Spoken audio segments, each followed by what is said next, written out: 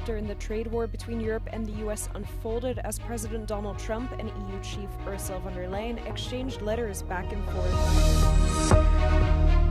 Russia launched 26 missiles and almost 600 drones at Ukraine overnight, the country's president, Volodymyr Zelensky, said. Slovakian Prime Minister Robert Fico has said his country aims to reach a deal with European partners by Tuesday on ending Russian gas supplies. Several new sites were added to the UNESCO World Heritage List, including the famous Bavarian castles in Germany and ancient structures in France and Greece. A new chapter in the trade war between Europe and the US unfolded as letters got exchanged online on Saturday. United States President Donald Trump said he will raise tariffs on European products to 30% starting on the 1st of August. He did so via a letter to European Commission President Ursula von der Leyen, posted on his social media platform Truth Social.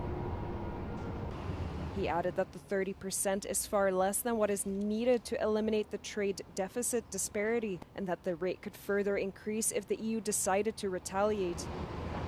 The European Commission immediately responded with their own written statement. It said Europe remained ready to continue working towards an agreement by Trump's deadline, but was ready to take all necessary steps to safeguard its interests. It is not the first letter the US leader has sent, as Trump is currently in an announcement blitz of new tariffs with allies and foes alike. Trump has now issued tariff conditions on a total of 24 countries, as well as the European Union.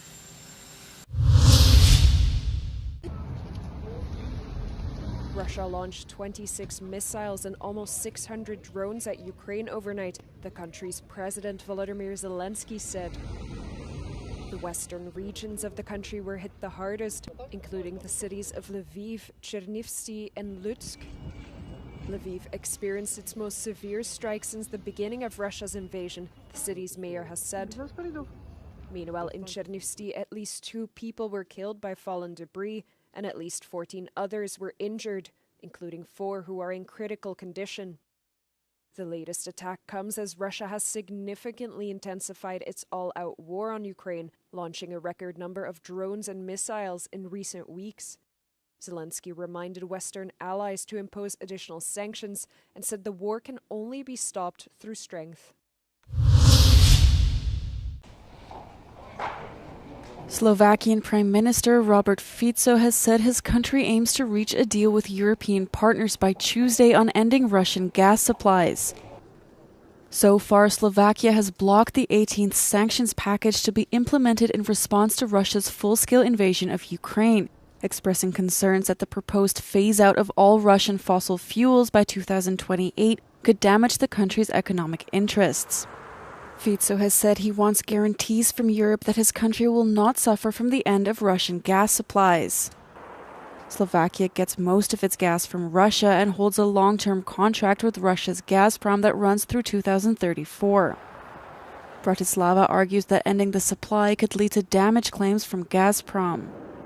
Fico told reporters in Bratislava on Saturday that he wants to resolve the issue, stating that tensions are rising on all sides.